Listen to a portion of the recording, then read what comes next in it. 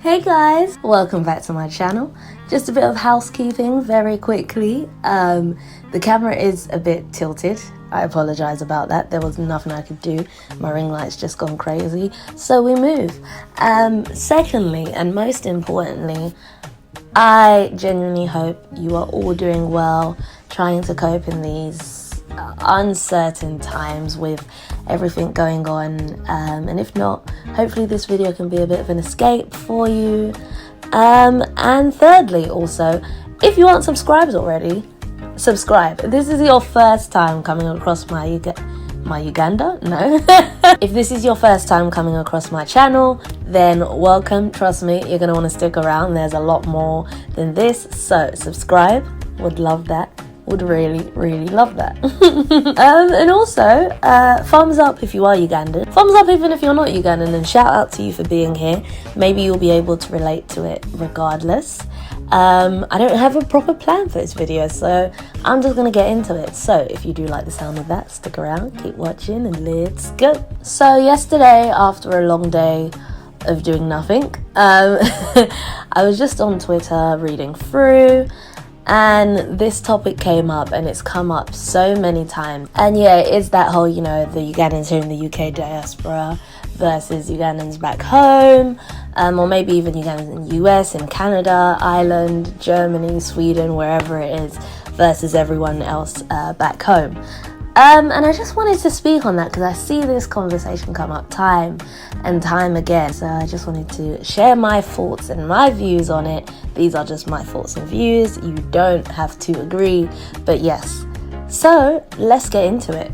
Let me read out the tweet that I saw. When you lot are ready to talk about Ugandans in Uganda versus the ones in diaspora. Also, is it diaspora or diaspora? I don't know which one I'm saying with an accent. Yeah, let me know. Got me a coffee. Also, comment below if you've gotten into, is it Dalgona coffee, making that at home? And what little quarantine trends have you gotten into? So, yes, I just feel like there's been assumptions made. So I feel like there are, and not everyone, but some people back home. And also, I just want to draw attention to the fact that I and many people that do live in the diaspora refer to Uganda as home. So I'll come back to that later. But anyway, so the people that were born in Uganda, they believe, I was speaking to someone and they were saying this whole thing stems from maybe the thought that we who are in the diaspora think that we are superior to them, which I can only speak for myself. I don't think that's the case at all. I don't think I'm superior to anyone, to be honest with you. But no, I don't see myself as better just because I was born here and they were born there. So there's that. And then the people that are in the diaspora, they're coming at it from a perspective of having their back up against the wall, because they may assume that everyone thinks that, oh well, yeah, they feel themselves too much, yeah, well, or whatever. And that's not, and as I was saying, it's not everybody that is in Uganda that has that view of the people in the diaspora, if that makes sense. So I think there's definitely assumptions being made, and people are entering situations or conversations or viewpoints with some thoughts already decided in their mind. Both sides are at fault, and both sides have their part that they've played in causing this divide. So for example, this is why, again, I'm going to go on a tangent, but when people get pulled up for crazy tweets that they've made or crazy things they've said in the past, celebrities or public figures, and they say, I was young, I'm a changed person, now I've grown, and people don't want to accept that as an apology. I actually do, because I know for a fact there are people that back in the day, they would make jokes about people in Uganda because, I don't know, maybe refer to them as fresh or something like that and laugh. And the internet is real, and people are going to find these things and they will see it and they'll be like, oh, so you're laughing at us? You think you're better than us? And that's where that stems from. And it may not necessarily be that you did think you were better than them, or maybe you did and now you've grown in the way that you think and you don't think that anyway. But the damage has been done, and they feel as if we feel like we think they're better than them, we think they're fresh or whatever. I can't speak for them, but these are just a few things I've seen come up, not to say that that's what everyone thinks. And then on the flip side, you have the people in Uganda, and I think I would say this is people that live in Uganda. This is even adults over here, but right now we're just talking about that. They laugh when you're trying to speak Luganda and you have an accent. And then it makes you feel like, so you go out there and then they call you on Muzungu, and you're just like, well, no, I'm not. Or the saying Gaba summer, like, to me at first I really liked it because I love summer. But it's just like, it's as if to say, oh, they're only going to come for summer or something. Now, I can't speak for myself because I don't go back to Uganda as much as maybe I would want to. But there are other people that live here, but they go more than just for summer. And their goal is to be able to live both in Uganda and here. So yeah, the more I think about that saying, I don't really like it because it's segregating us basically. So I'm not a fan of it. I don't like that saying. So it's things like that. And like I said, both sides are at fault here. And if we could come together, because what I'm going to do, I've also spoken to some other people, like some of my cousins. Hopefully I'll be able to get my cousins, given some input from them and their thoughts on all of this. So also referring to what I was talking about back in the beginning, where I said, like, I refer to it as home. I refer to Uganda as home. When anybody asks me where I'm from, I say I'm from Uganda. The fact that I was born here in the UK does not make me any less Ugandan in my eyes than someone that was born there.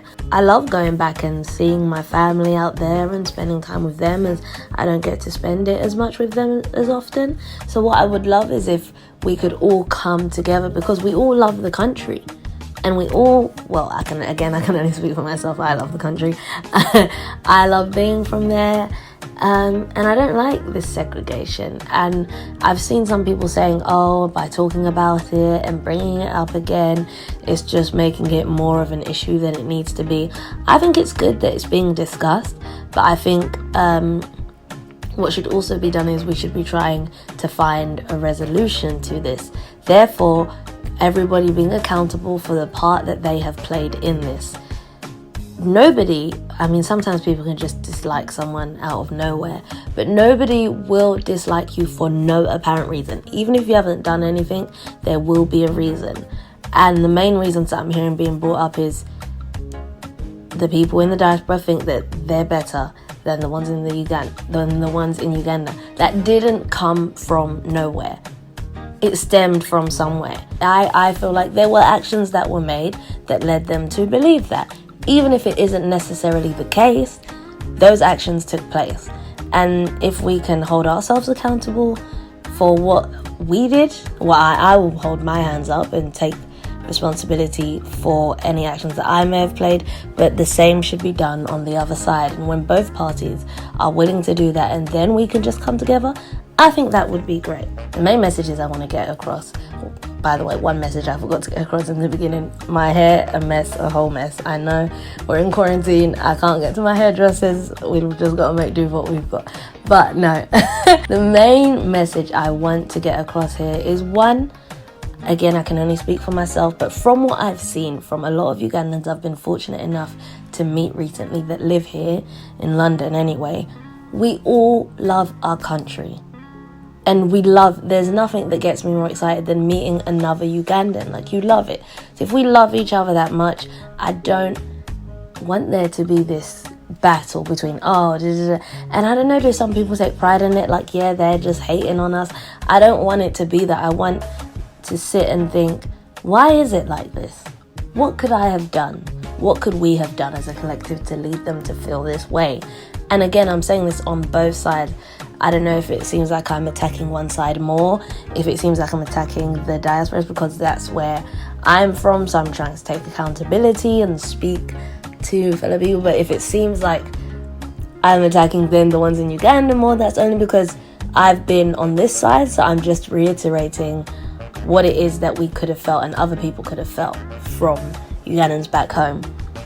But the main thing is, if we come together, it would be amazing, because what I've seen from just the Ugandans here in the UK, all of us like coming together a lot more. Granted, a lot of it has been for like just nights out. But there's a lot more great things coming from this, and great networking events and so much. Imagine if we all came together as a people, how amazing that could be. And it's not even like there's that much animosity, but if we can get rid of any completely, that would be great. Melinda the Fourth here, and these are my thoughts on the ongoing debate between Ugandans in the diaspora and the Ugandans back home. My opinion on this is quite interesting because I've been both. You know, when I was younger, I was sent back to Uganda because I was a bit of a bad breed, and I went boarding school, and I stayed there for a couple of years, so I've seen kind of like both sides. I believe that the differences probably stem from the notion of that being that obviously we were colonized by the British and started to adopt their standards, that kind of mentality that white is better or white is right still resonates in the society. Do you know what I mean? In the Ugandan society, that is. So it's almost perpetuated that he comes from London, he is more important than I am. Do you know what I mean? And I am inferior to him. And because of that mindset, I am now going to be on defense mode to the state, to the extent that, you know, they coined the phrase Basama, you know what I mean, which is the shortened term for Basamav. And, you know, someone who's on Basamav basically means, well, it's a double entendre. So Omsama or Abasama are people that come to Uganda during the summer months. But the other meaning is Omsama Omsamavu, which is someone who is easily misled, basically. So a lot of Basama will come, and let's say, for example, they need to go and buy a toothbrush. You know, they'll be thinking in pounds, you know, and the person selling the toothbrush can end up selling them a toothbrush for like £2, when really in reality it'll probably be worth like 5p in Ugandan shillings. So even coining that term, it's almost like, because they've got that inferiority complex where they feel like they're inferior, they feel like they've got to like get one up on the people that come from the diaspora. And then you've also got some people that come from London, America, or wherever, who feel like because in England they're a road sweeper, or they collect rubbish, or whatever jobs that people normally feel are inferior jobs, they believe that they can go to Uganda and live life and live like a king. Do you know what I mean? And look down on everybody, when these times in England they're not living that kind of lifestyle.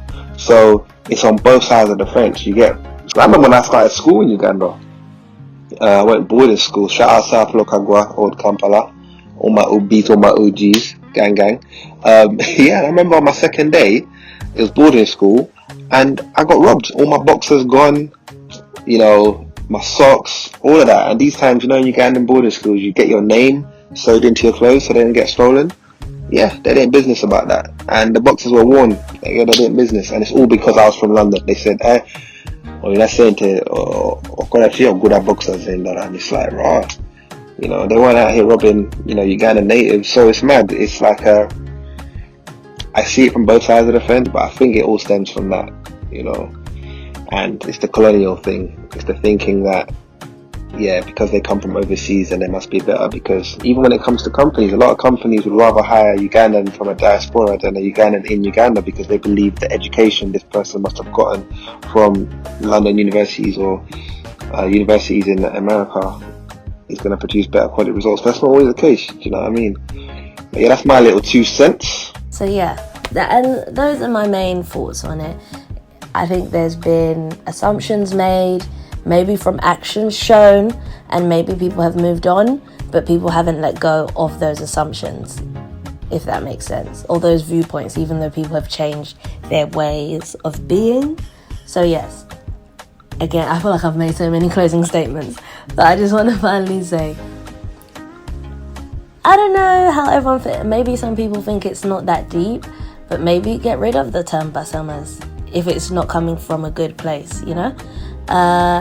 And also, let's just get rid of our preconceived thoughts and I mean, it's not as easy as a snap of a finger, but start afresh maybe. Like, address the issues, say to each other how we could go about making the situation better. Stop doing, maybe there's something we're doing that we have no idea of. Maybe that can be addressed and sorted. So yeah, what I would love is everybody comment down below your thoughts. Let's try and be respectful. Let's try and be respectful to one another though. And there may be some points I made that weren't quite right as well. I'm happy to get corrected. I'm happy to just continue on this conversation. Because like I said, what I want more than anything is for us to fully, truly, 100% come together. Because I love being from Uganda. And again, if you're here right up until this point of the video and you're not actually from Uganda, but there are some similarities within your culture and people back home and people in the diaspora and everything, comment below as well your experience. I'd love to hear it and just educate myself more. So, as I always say, I hope you did enjoy this video. If you did, feel free to like, comment, subscribe, all that good stuff I'm meant to ask you to do. Please do. And I'm just rambling now, and I don't really know how to end this, so I'm just gonna go.